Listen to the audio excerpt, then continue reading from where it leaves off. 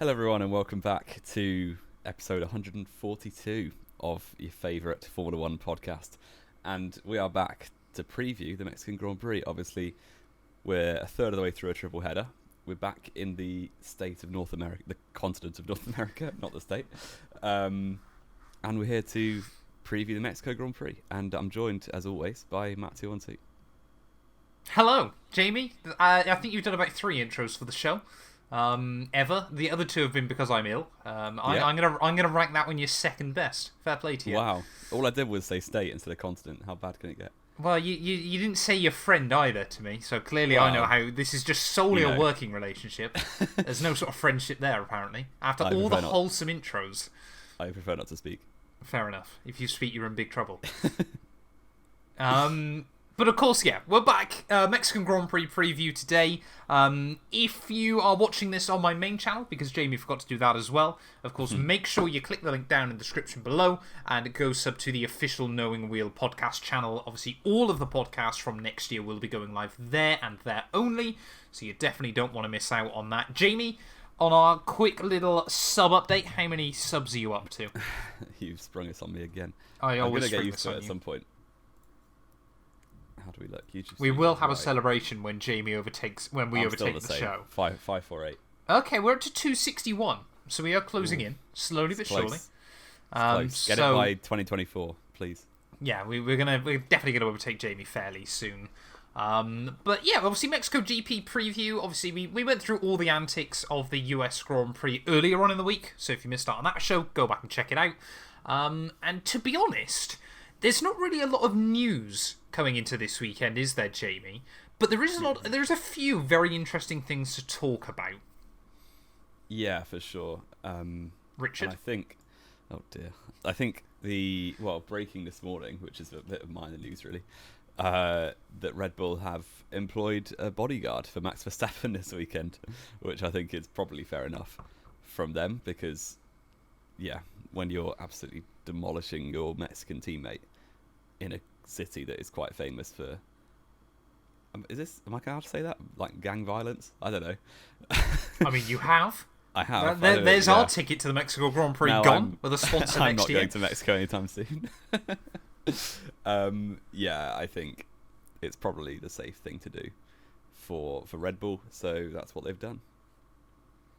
Yeah, it seemed... I mean, I understand Interlagos a lot more, because obviously we did go through many, many years, didn't we, where Formula 1 teams, personnel, things like that would get robbed at gunpoint. Mexico, I don't think... I could be completely wrong, but I don't think we've ever had any history of it inside the sport, at least, obviously, since its return in 2015. But I guess, Red Bull want to obviously protect their sweet innocent baby. I reckon... what they should actually have done is made Jos Verstappen be his bodyguard. Just because then I think more people have wanted to have a scrap with him. And Jos, as we know, has got a bit of history. So that is a very, very light way of putting it, Jamie.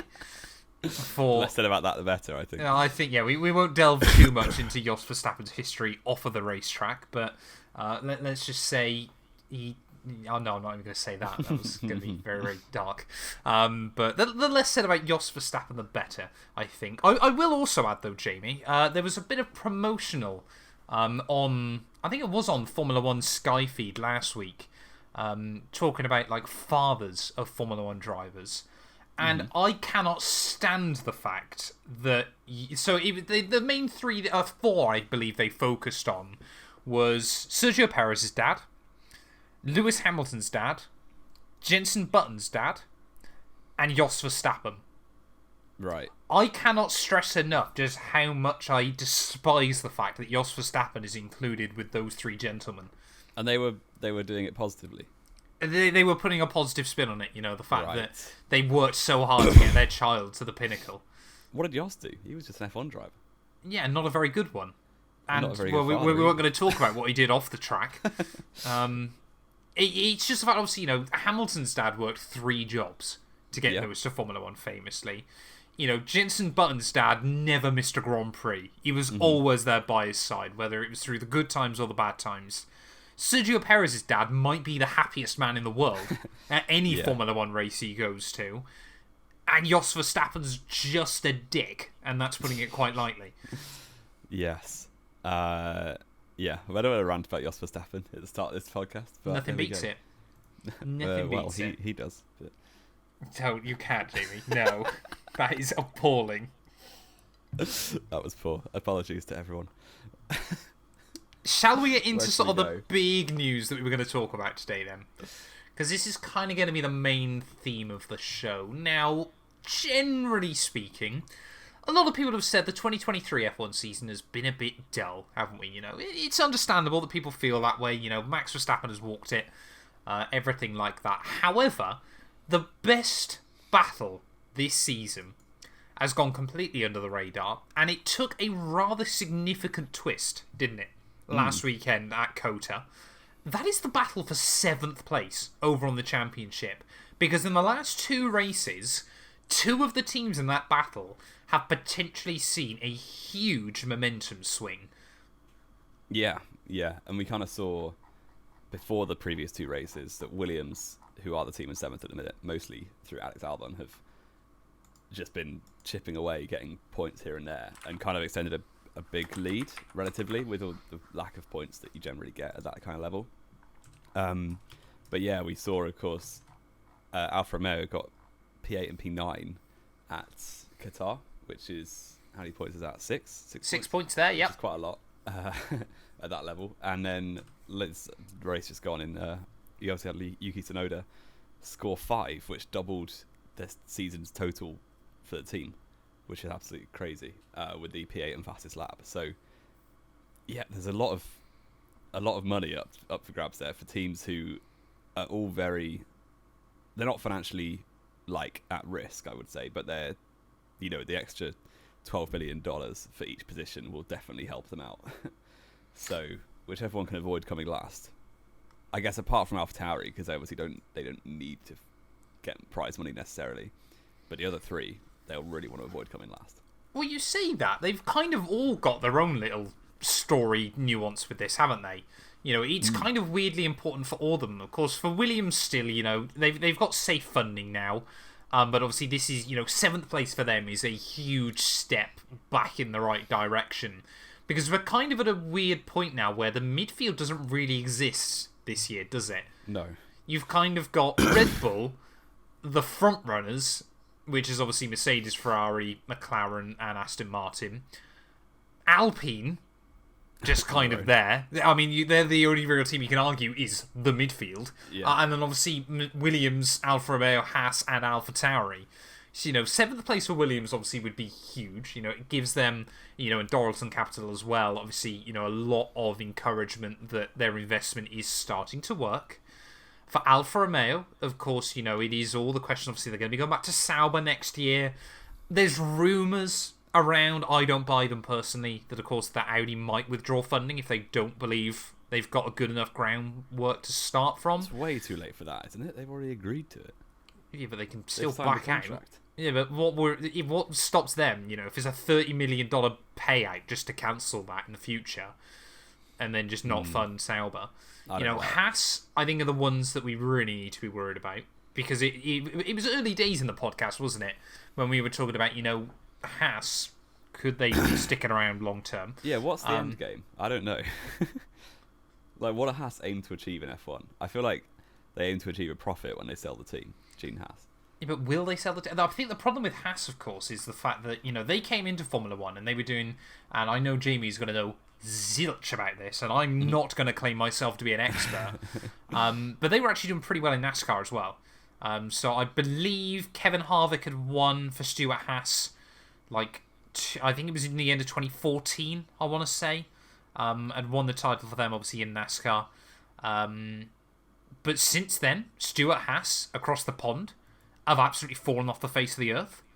And they've done the same in Formula 1. The fact that I was watching Season 1 of Drive to Survive, Jamie, and the fact that Haas was still in a fight for P4, I believe, at the end of 2018 against Renault.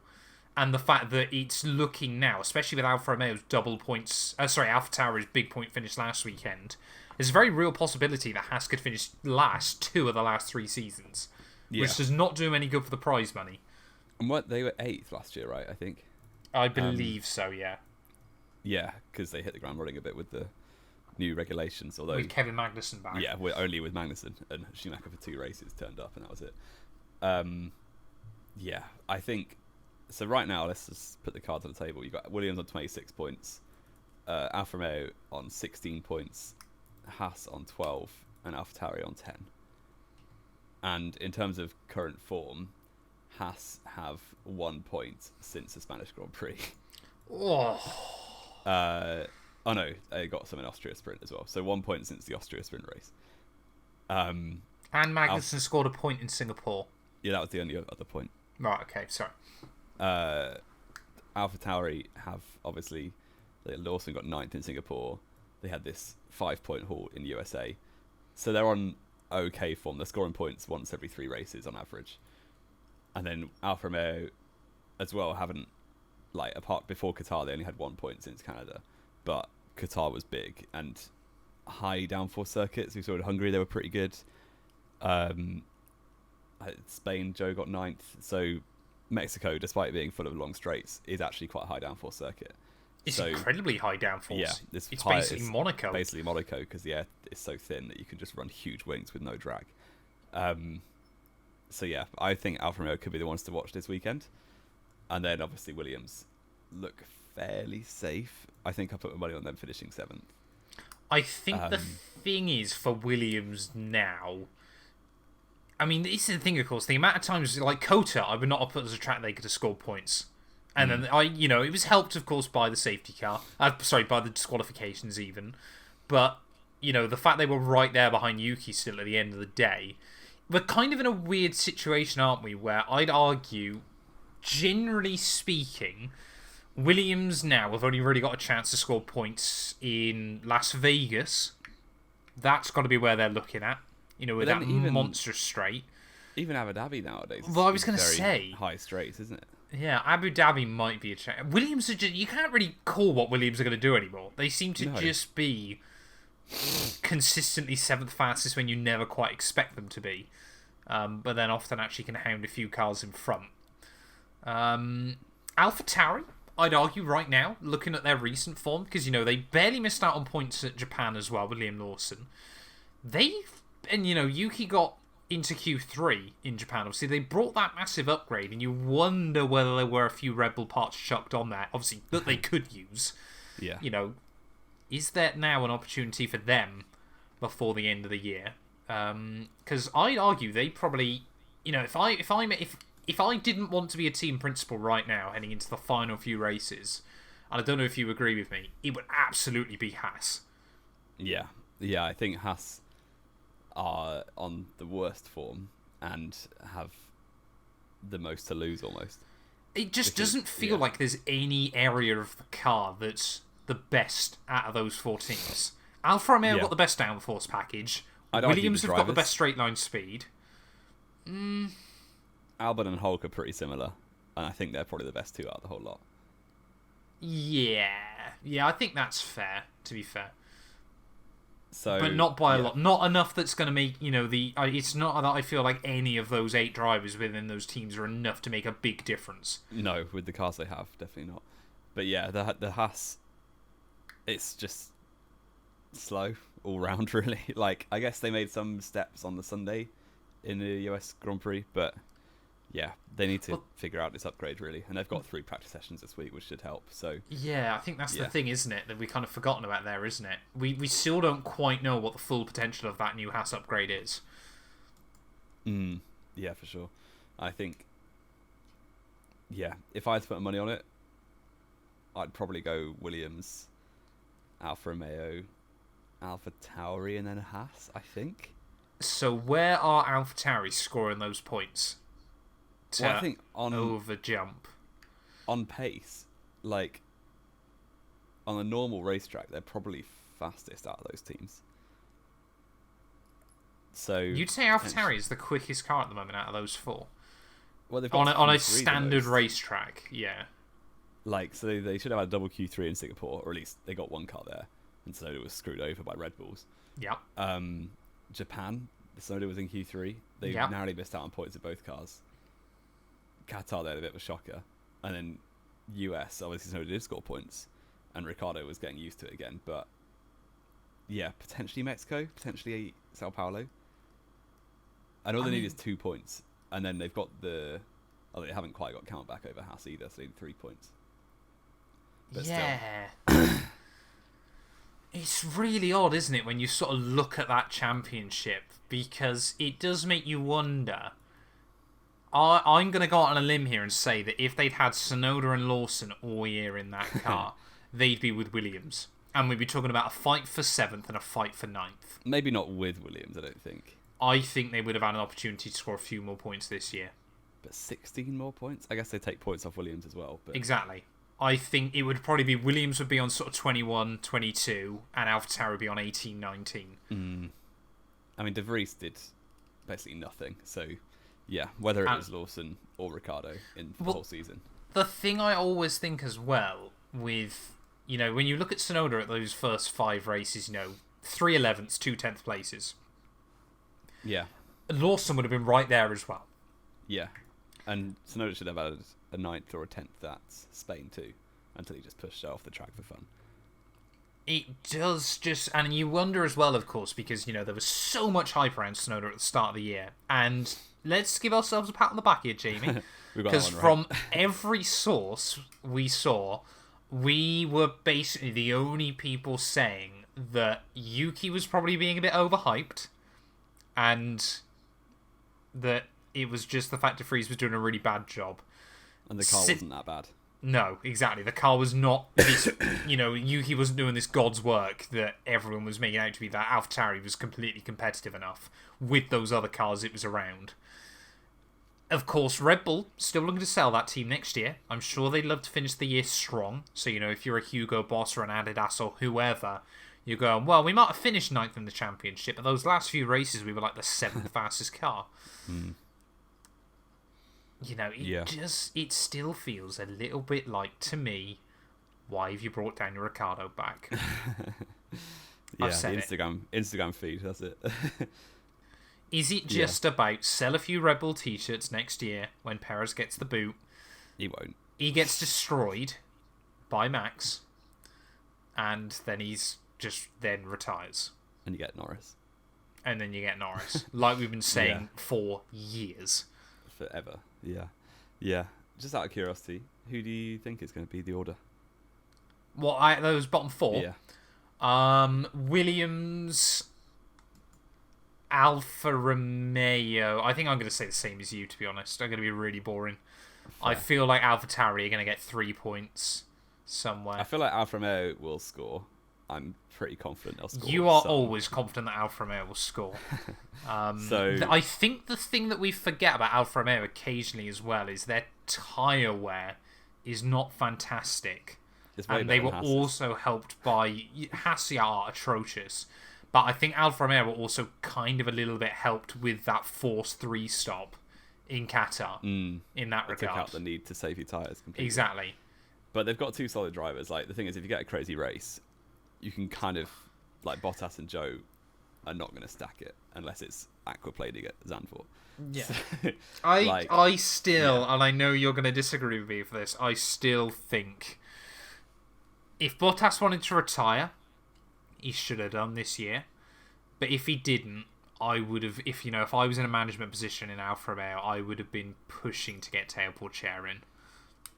Yeah, I think they probably were. But they're a very safe team, aren't they? They always take years to get rid of drivers. You say that. Not always. I understand, financial times, yes. I completely get it. But I don't think Joe hasn't been bad enough to lose his seat, I think. And they're a very fair organisation, usually. But there's a big difference between bad enough to lose your seat and good enough to keep it. Because you got to remember the external factors as well, which will grant you. Because I know obviously you're a big fan of him. He's a pay driver. He is. You can't argue against that, Jamie. He's in that team because of the paycheck he brings. Sergio Perez is a pay driver. Not in the same way as Sergio Perez is a pay driver. How did Perez get into F1 to begin with? Perez got into F1 to begin with, but that was 10 years ago. More than. Perez, don't get me wrong, still brings decent sponsorship money to teams, but he's not a paid driver in the same way Zhou Guanyu has been. I don't know how closely you follow the Chinese economy. I don't know how possible it is to follow the Chinese economy. It's not looking good. No. I wouldn't say it's likely, but I would say the odds are larger than slim that at some point next year, if the Chinese money dries up, Zhou gets dropped and Teo Porcher gets brought in. Nah, not mid-season.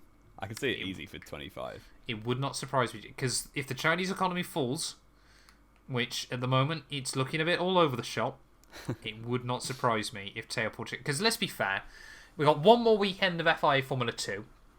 Teo has a 25-point lead over Fred Vesti. He's going to win the championship. He's basically all but guaranteed to win the championship. I mean, Teo Porcher could very easily throw it, but then again, Jamie, who do you back? Fred Vesti, isn't it? Yeah, I backed So Fred Vesti Vesti's from, like, not scoring. March. And then the team forgot to put his wheels on in Belgium.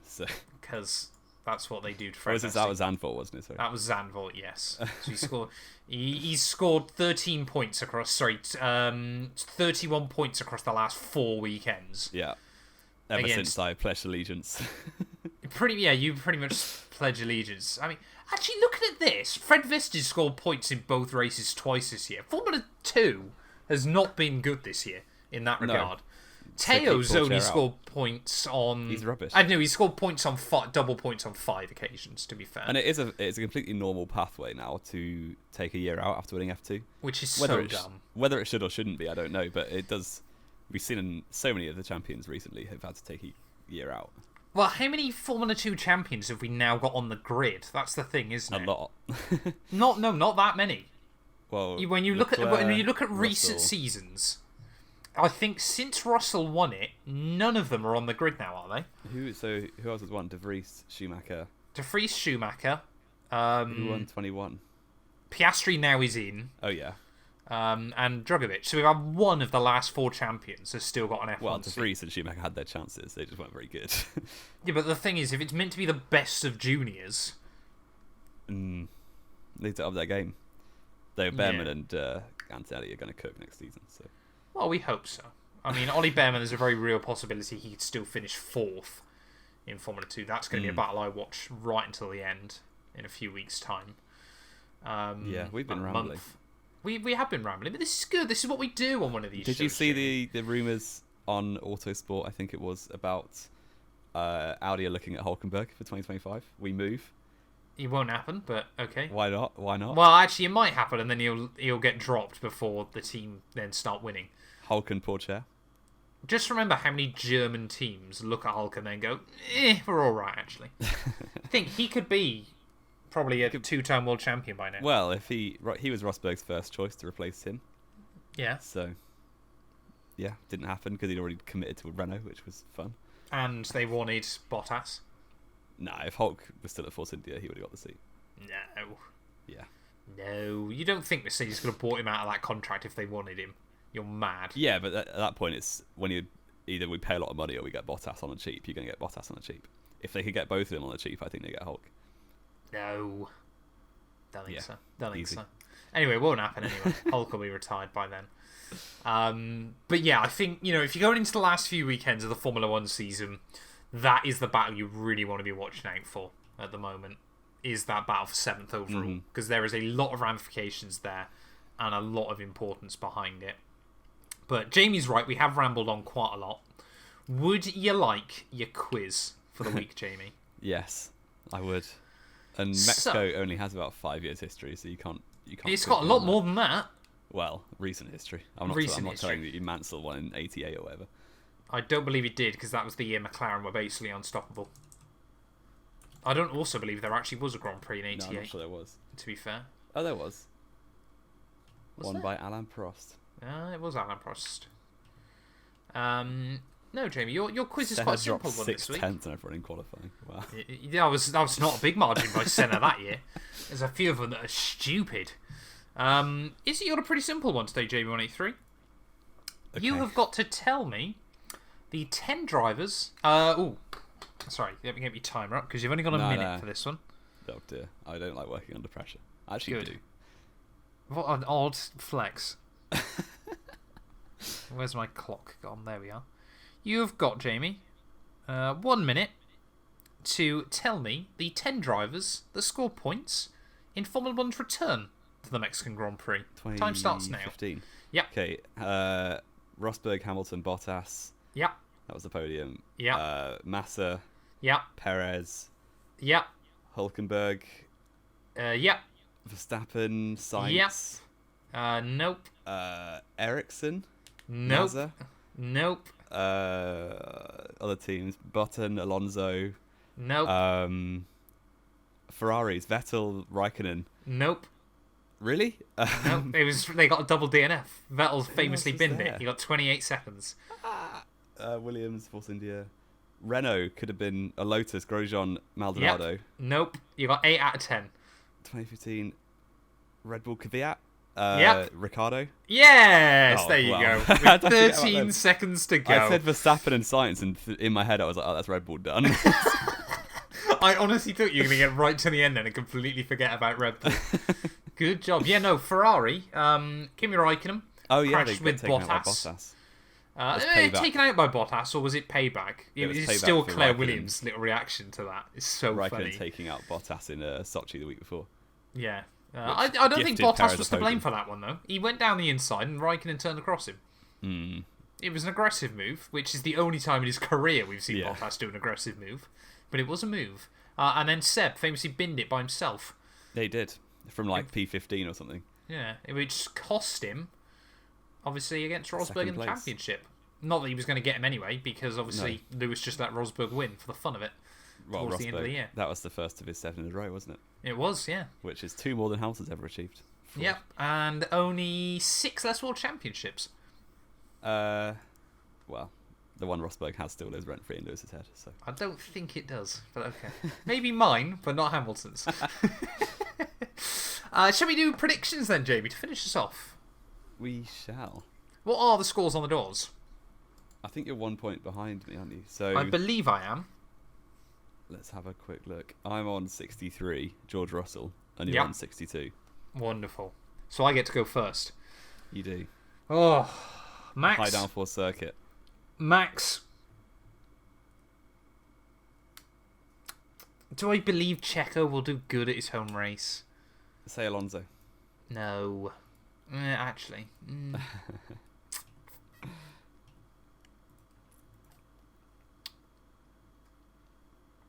Lando Fernando. Wow. Lando Fernando. I'm thinking who is good at Japan, because that's quite a similar circuit in terms It's of downforce. really not. Is it not? I guess No. a lot of medium speed corners, which is the middle sector. Yeah, but Mexico isn't middle speed corners. They're all very slow. People don't realise this. Well, the first 3. You're basing this, Jamie, on the F1 game, and Mexico is hilariously inaccurate on the F1 game. Yeah, potentially. What's a high downforce circuit? I'm gonna go look at the Hungarian Grand Prix results. You're such... Just pick some drivers, man. I'm gonna go Verstappen pole, Verstappen win. Ah, you're so boring. Yes, I am, and I will go. I kind of want to say Norris P2, but you did that, so that's a bit. I boring, did. Isn't it? I will go Hamilton, and Okay. you like this one, Pierre Gasly. Right. P3. Got it at Okay. Zandvoort. Yeah. It might In rain. one of the craziest races of the year. He had the pace for it. Ocon got a podium Yeah. at Monaco. Yeah, it's a fair assessment. It's a fair assessment. Gasly's in very good form. Yeah, okay. I like it. I like it, Jamie, because it might mean that I have a chance to catch you up or outscore you. Have we got anything else to add? It's Hulkenberg's 200th race. I just saw. 200 Wraith. 200th race, should I say? Wonderful. So he's going to get a podium to celebrate, is he? No, not even you No. believe that's going to happen. No chance. Fair enough. But he is going to set the record for most Grand Prix before his first win when he wins for Audi in 2025. Fair enough. What, 300? Actually would be, wouldn't it? You'd be getting there. It would be like getting 250, 260. there. Yeah, wild. Absolutely wild. Anything else, though?